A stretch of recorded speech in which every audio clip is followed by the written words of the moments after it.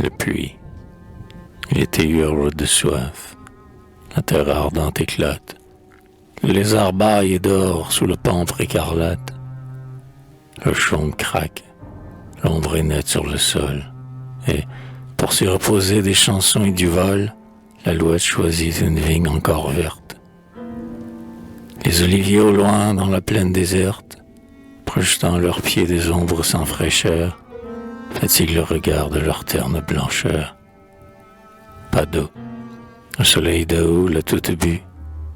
Ô source, ô gravier, ô crescent, ô halte après la course.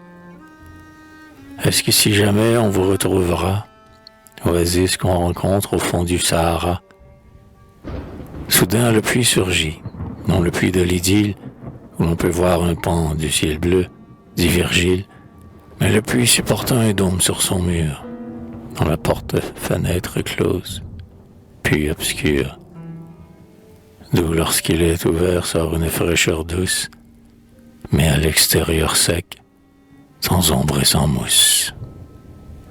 On dirait un monceau de grès entassé là, effrité par le dur soleil qui les brûla, et qu'en poudre réduit l'âpreté des solstices. La Tarente aux yeux gris court dans les interstices. Seulement, l'olivier voisin se fait plus beau, ou parfois, éploré comme sur un tombeau, immobile et muet, un saule au pré verdois. Parfois c'est le mûrier dont la racine, aux joies, atteint l'eau fraîche et qui la sent monter en lui. Ah, autour des puits clos le jour d'art de l'ennui, le passant altéré qu'affole un ciel de flammes. Songe aux mots qui feraient ouvrir cette sésame, et, comme un envieux épiant et trésor, pense à la grosse clé de fer au rouillé d'or. Si tu restais ici, lorsque le jour s'apaise, quand le sol brunissant perd ses chaleurs de braise, quand les souffles du soir circulent lents et frais, si tu restais ici, sans doute tu verrais l'Est, en jupon rayé, la jeune paysanne qui vient emplir sa cruche ou faire boire l'âne. Le jeune gars le suit, il ouvre le puits noir, d'où sort un air humide et plus frais que le soir. Le jeune homme est alerte et la fille est jolie. Tous deux tirent le seau dont grince la poulie.